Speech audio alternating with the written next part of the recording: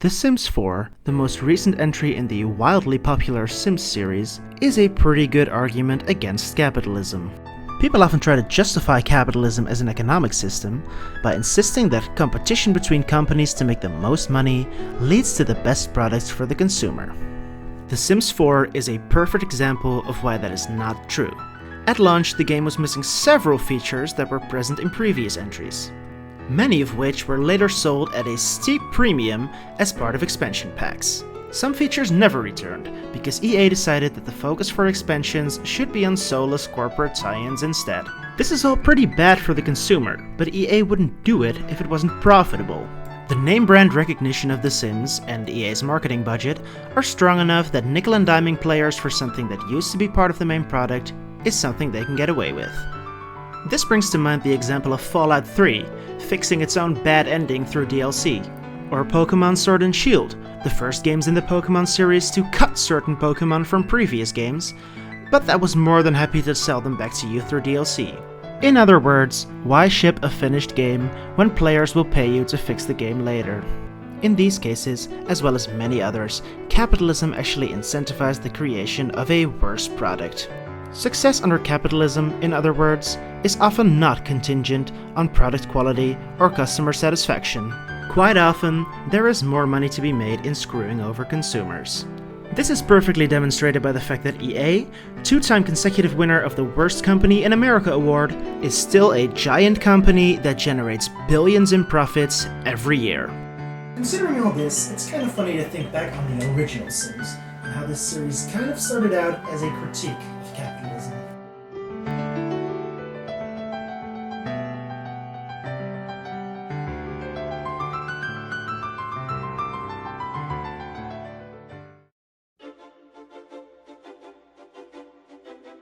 That's not up for debate, by the way. The director of The Sims, Wright, said as much in this 2004 interview. On the surface, The Sims is meant to be a kind of parody of consumerism. Every object you buy in the game has a potential failure state. It can get dirty or break or need to be taken out with the trash or whatever. All the objects are saying, buy me, I'll make you happy, I'll save you time. But if you play the game in that way and build a big mansion full of these cool plasma TVs and hot tubs and stuff, you'll find at some point that something's always going wrong, and the Sims are running around having to deal with maintaining the objects. The game is tooled so that they can promise to save you time, but beyond some point they actually become a huge time sink. This is not what he sounds like, why did I do this? This realization, that consumption is not in fact the road to happiness it's often made out to be, seems to have come to Wright after a house fire, in which he lost many of his possessions. I started to wonder about all the things we have and how we purchase them for a reason. Why do we need X or Y or Z? Why do we think something will make me happier? Once you play the original Sims with this information in the back of your mind, it's very hard to miss.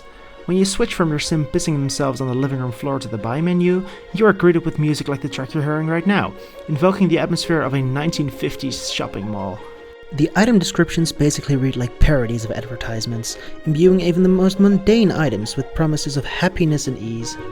Now I can already hear you typing that consumerism and capitalism are totally different things, and I'm sure at least one of you actually believes that, so allow me to explain why consumerism and capitalism are intrinsically linked.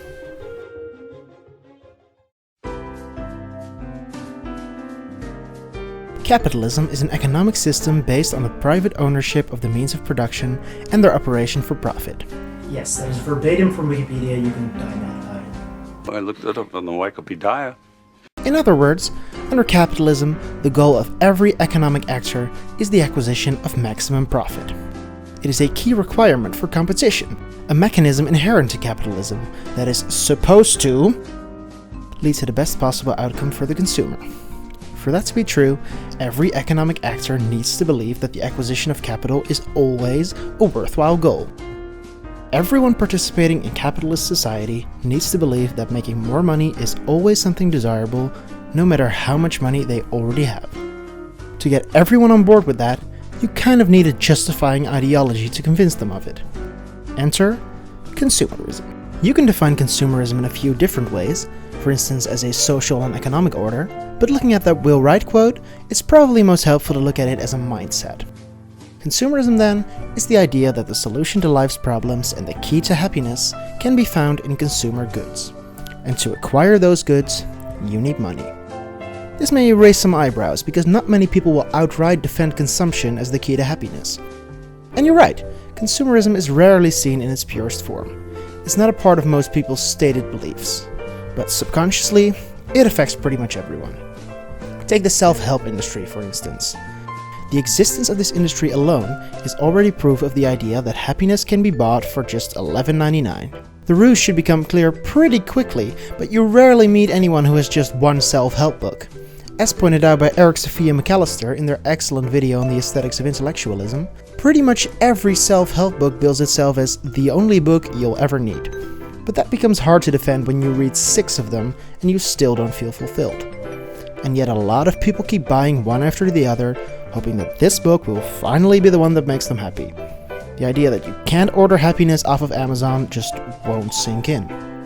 Moreover, most of the self-help industry is just very rich people claiming to hold the secret to happiness. And this works. We have no reason to assume that Steve Harvey is particularly happy, but he's successful, that he has money, and for a lot of people that's apparently more or less the same. We all hear the celebrity gossip whether we want to or not. We know about the mental breakdowns, the drug and alcohol abuse, and the family drama of the rich and famous. We can plainly see that having all the money in the world, being able to afford anything their heart desires, has not solved their problems and has not made them happy. But many of us still dream of being as rich as they are. We still think that money would allow us to buy our way out of happiness, despite all evidence to the contrary. As long as we keep thinking that consumption will solve our problems, we won't question the idea that we should always be striving for maximum profit and maximum growth. Moreover, there will always be a market for all the worthless shit the corporations produce, because we subconsciously assume that buying more will make us happier. Capitalism and consumerism cannot exist without one another. They are intrinsically linked. So to say that The Sims is a critique of consumerism is the same as to say that The Sims is a critique of capitalism.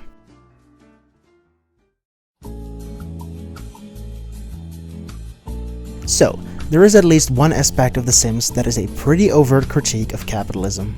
Weighing the game as a whole, however, complicates things a little. On the whole, the game plays out more like a capitalist power fantasy than a biting critique. In particular, it plays into the myth of the American dream, the false idea that with hard work and the right choices, you too can end up on top. In The Sims, everyone starts out on an equal playing field. Every Sim starts adulthood with the exact same amount of money. Meanwhile, in the real world, most wealth is inherited, not earned. In most Western countries, your parents' bank account at the time of your birth is the best indicator of your future income. Looking for a job in The Sims is as simple as opening up a newspaper, replying to the first ad you come across, and showing up to work the next day. No prior education needed. Climbing the corporate ladder is just a matter of time. With enough patience, you will become the CEO of whatever company you work at. I hope I don't have to explain how far removed that is from reality. The prices of goods, and in particular land, are also hilariously low compared to wages. In the real world, wages in most Western countries have not risen with productivity or inflation for decades. But in The Sims, any family you create can immediately afford to buy and fully furnish a house, something most people my age can only dream of. Something I find very telling in this regard is the existence of something called the Homeless Challenge. The Sims' player community has developed a lot of self-imposed challenges to keep the game fresh and fun, and the Homeless Challenge is a popular one. The aim is to start out with no home or money and move your Sim from homelessness and bankruptcy to success and stability. The fact that this is even remotely possible speaks to the fact that The Sims is not an accurate representation of life under capitalism. So what gives? It may sound like I'm tearing The Sims a new one in this last section, but I get why this game is not a perfect representation of capitalism. The Sims is itself a commercial product that needs to be fun to be successful, and a game about dying on the street because of an accident of birth or a single health emergency does not sound very fun to me. The Sims does not need to be a biting critique of capitalism, but I'm just pointing out the contradictions in the game's own messaging. Parts of it try to show the follies and fallacies of capitalism, while other parts turn the game into a capitalist power fantasy. None of these two approaches are bad on their own.